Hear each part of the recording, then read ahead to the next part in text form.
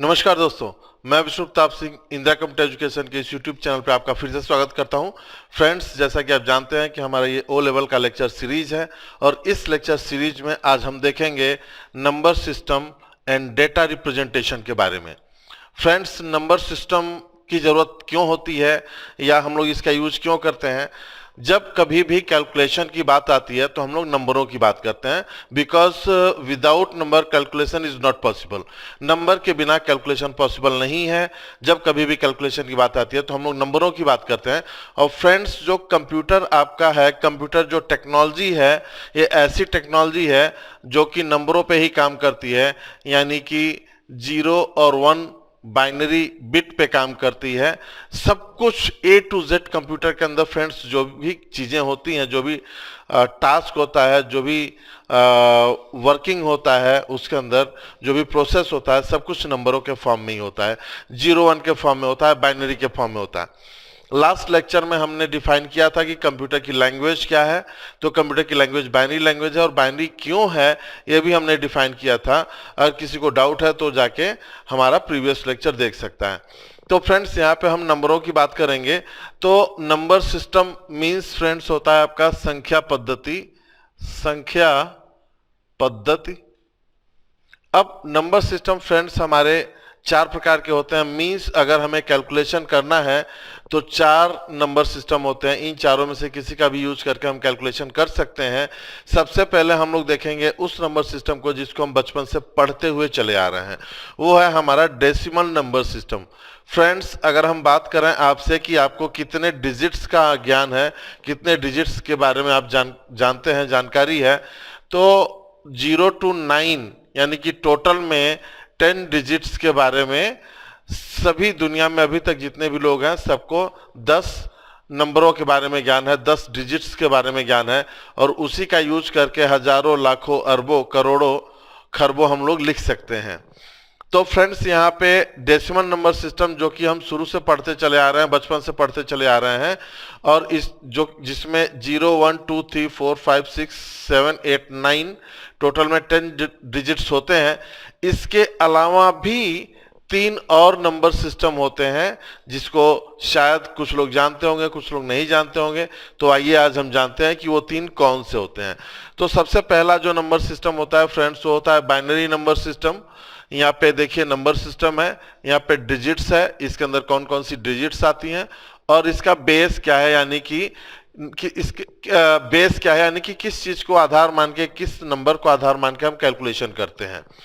तो friends, binary number system में 0 and 1 2 digits होते हैं। 0 एंड 1 क्यों होते हैं?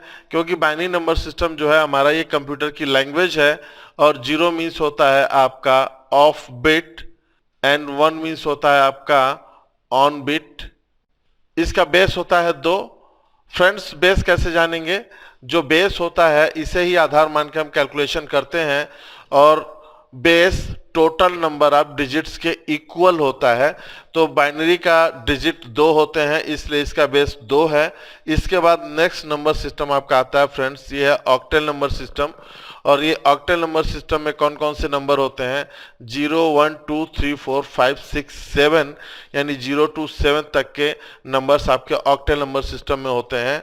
और टोटल नंबर ऑफ डिजिट 8 होता है। सो इसका बेस जो होता है वो 8 होता है, यानी 8 बेस मान के हम कैलकुलेशन करते हैं। डेसिमल नंबर सिस्टम जो कि हमारी लैंग्वेज है, हम बचपन से पढ़ते चले आ रहे हैं, इसमें इसी में कैलकुलेशन करते चले आ रहे हैं। इसके टोटल नंबर ऑफ डिजिट 10 होते हैं, इसलिए इसका बेस 10 है। इसके अलावा एक और नंबर सिस्टम होता है फ्रेंड्स आपका हेक्साडेसिमल नंबर सिस्टम।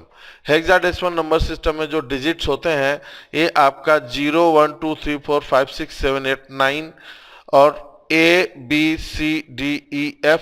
फ्रेंड्स, इसमें थोड़ा सा कंफ्यूजन हो जाता है बच्चों को, इसलिए मैं पहले ही कंफ्यूजन को क्लियर कर देना चाहता हूं कि ये जो A to F है ये कैपिटल लेटर में ही होगा, और A to F होगा कैपिटल लेटर में, G नहीं होगा, या स्मॉल में ABCDEF नहीं होगा।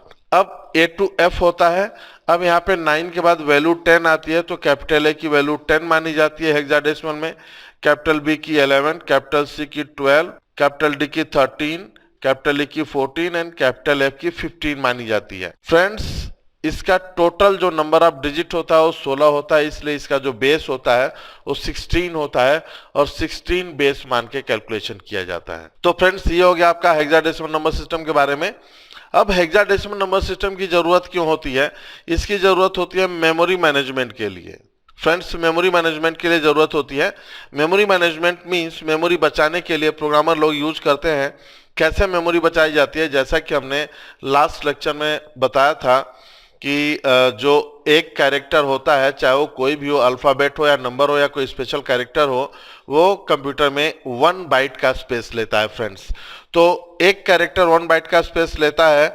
तो अगर हमें यहाँ पे लिखना है 14, तो ये आपका 14 है, यानी कि 1 और 4 ये 2 कैरेक्टर है। इसकी जगह पे अगर हम कैपिटल E लिख देंगे तो ये 1 कैरेक्टर है, यानी जहाँ पे 2 बाइट में काम हो रहा है वहाँ पे हमारा 1 बाइट में काम हो जाएगा।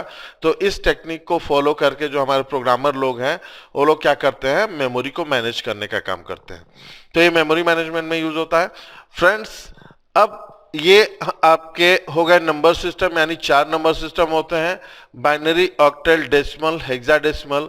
एंड कंप्यूटर की लैंग्वेज बाइनरी लैंग्वेज है, octal number system, decimal number system and hexadecimal number system. Friends, अब हम बात करेंगे डेटा रिप्रेजेंटेशन की। आई थिंक नंबर सिस्टम जो टॉपिक है ये आप लोगों को क्लियर हो गया होगा। नंबर सिस्टम मीन्स सिर्फ ये समझना है कि अभी तक अगर हम कैलकुलेशन कर रहे हैं तो नंबरों का ही इस्तेमाल कर रहे हैं, बट हमारे सामने जो नंबर थे वो डेसिमल वाले थे। डेसिमल के अलावा भी 3 और होते हैं, यानी कि टोटल में 4 नंबर सिस्टम होते हैं। उनको मैंने डिस्क्राइब कर दिया, डिफाइन कर दिया। फ्रेंड्स, तो फ्रेंड्स, अब हम बात करेंगे डेटा रिप्रेजेंटेशन की, यानी कि कंप्यूटर के अंदर कोई भी वैल्यू जब हम लिखते हैं तो कंप्यूटर में कैसे रिप्रेजेंट होता है, कंप्यूटर में किस फॉर्म में स्टोर होता है, उस चीज को हम लोग देखेंगे डेटा रिप्रेजेंटेशन के अंतर्गत। तो फ्रेंड्स, डेटा रिप्रेजेंटेशन कैसे होता है? जैसे कि हमने बताया कि जैसे सपोज आपने लिखा 5 तो एक कंप्यूटर में चला गया 101, यानी इस फॉर्म में कंप्यूटर में स्टोर हुआ। तो फ्रेंड्स, ये कैसे हुआ इस चीज को हम जानेंगे डेटा रिप्रेजेंटेशन के अंतर्गत, यानी कि नंबर सिस्टम का ही एक अगला कड़ी है डेटा रिप्रेजेंटेशन। यानी जो भी वैल्यू हम लिखते हैं, चाहे वो अल्फाबेट्स हो चाहे वो नंबर हो, वो कंप्यूटर के अंदर किस फॉर्म में जाता है, ये हम लोग डेटा रिप्रेजेंटेशन के अंतर्गत समझेंगे। तो फ्रेंड्स, यहाँ पे हम देखेंगे कन्वर्जन, यानी कि डेसिमल टू बाइनरी कन्वर्जन। जैसे सपोज हमारे सामने कोई नंबर दिया हुआ है 50 दिया हुआ है, ये डेसिमल में बेस 10 लगा हुआ। फ्रेंड्स, जब कभी भी नंबर सिस्टम की बात होगी तो बेस लगाना बहुत ही आवश्यक है। अगर बेस नहीं लगा हुआ है तो उसको रॉन्ग माना जाएगा। यहाँ पे 50 दिया हुआ है, बेस 10, और क्वेश्चन मार्क यानी फाइंड आउट करना है बेस 2 यानी कि बाइनरी में। तो फ्रेंड्स, हम क्या करेंगे? यहाँ पे बिल्कुल सिंपल सा तरीका है। आपको डेसिमल नंबर सिस्टम से किसी भी नंबर सिस्टम में अगर कन्वर्ट करना है, चाहे वो बाइनरी हो, ऑक्टेल हो या हेक्साडेसिमल हो, उसके बेस से डेसिमल नंबर को भाग देना स्टार्ट करिए। मीन्स अगर हमें बाइनरी में कन्वर्ट करना है तो हम क्या करेंगे? 50 को 2 से भाग देंगे, यानी 50, और ये बेस 2 है तो 2 से भाग देंगे। फ्रेंड्स, तो ये कितनी बार में कटेगा?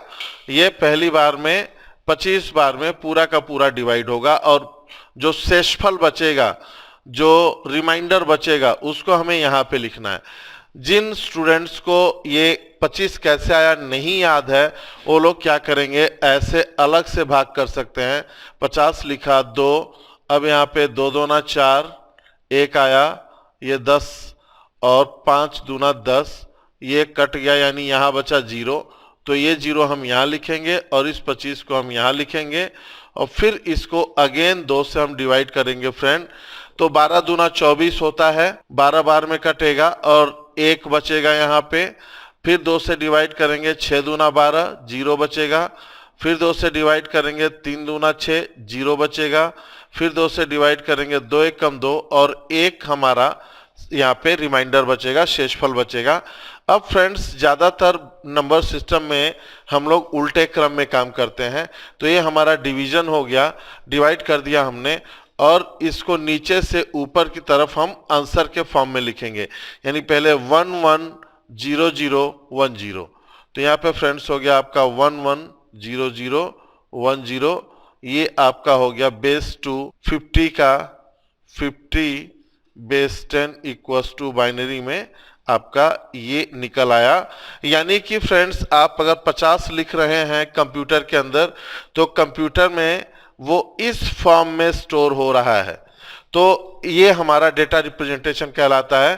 तो कई प्रकार के कन्वर्जन्स होते हैं, वो सारी चीजें हम लोग देखेंगे। तो फ्रेंड्स, अब देखिए, जैसे कि सपोज ऐसे आप याद रख सकते हैं कि डेसिमल नंबर सिस्टम, यानी कि जो हमारी लैंग्वेज है जिसको हम बचपन से पढ़ते हुए चले आ रहे हैं, इससे अगर हमें बाइनरी में यानी बेस 2 में, ऑक्टल में, बेस 8 में और हेक्साडेसिमल में बेस 16 में अगर हमें कन्वर्ट करना है, तो फ्रेंड्स यहाँ पे हम क्या करते हैं, भाग विधि यूज करेंगे। यानी भाग विधि डेसिमल से बाइनरी में करने के लिए 2 से भाग देंगे, डेसिमल से ऑक्टल में करने के लिए 8 से भाग देंगे और हेक्साडेसिमल में करने के लिए 16 से भाग देंगे। जैसा कि हमने यहाँ पे आपको डेसिमल टू बाइनरी कन्वर्जन सिखाया। अब फ्रेंड्स, आई थिंक डेसिमल से बाइनरी में कन्वर्ट करने के लिए आप लोग चीज़ें समझ गए होंगे। एक क्वेश्चन मैं और करके दिखा देता हूँ। जैसे कि यहाँ पे लिखा हुआ है 60 base 10 question mark base 2 binary में कन्वर्ट करना है। तो हम क्या करेंगे, यहाँ पे 60 को 2 से भाग देंगे, 30 दूना 60, 0 बचेगा, 15 दूना 30, 0 बचेगा, 7 दूना 14, 1 बचेगा और 3 दूना 6, 1 बचेगा, 2 एक कम 2 और 1 बचेगा। फ्रेंड, यहाँ से नीचे से ऊपर की तरफ लिखेंगे तो 111100, यानी 4 टाइम्स 1 और 00, ये आपका आ गया 60 का बाइनरी कन्वर्जन। यानी 60 आप लिखते हैं तो कंप्यूटर के अंदर जो डेटा रिप्रेजेंट होता है आपका, इस फॉर्म में बाइनरी में रिप्रेजेंट होता है। अब फ्रेंड्स, फटाफट जो है आप कॉपी पेन निकालिए और मैं कुछ क्वेश्चंस देता हूं, इसको खट से सॉल्व करके और इसका आंसर कमेंट बॉक्स में जरूर करिए। तो फ्रेंड्स, ये है, आपको निकालना है, ज़्यादा बड़ा मैं नहीं दूंगा, 65 का आंसर निकालना है, इसको बाइनरी में कन्वर्ट करना है। इसके बाद आपको 35 को बाइनरी में कन्वर्ट करना है, बेस 10 बाइनरी में। बस ये 2 क्वेश्चंस हैं आपके सामने और मैं देखना चाहता हूं कि कौन कौन से स्टूडेंट्स हैं जो फटाफट हमें कमेंट करते हैं। फिर मिलते हैं नए वीडियो में नए लेक्चर के साथ। Thank you very much. जय हिंद।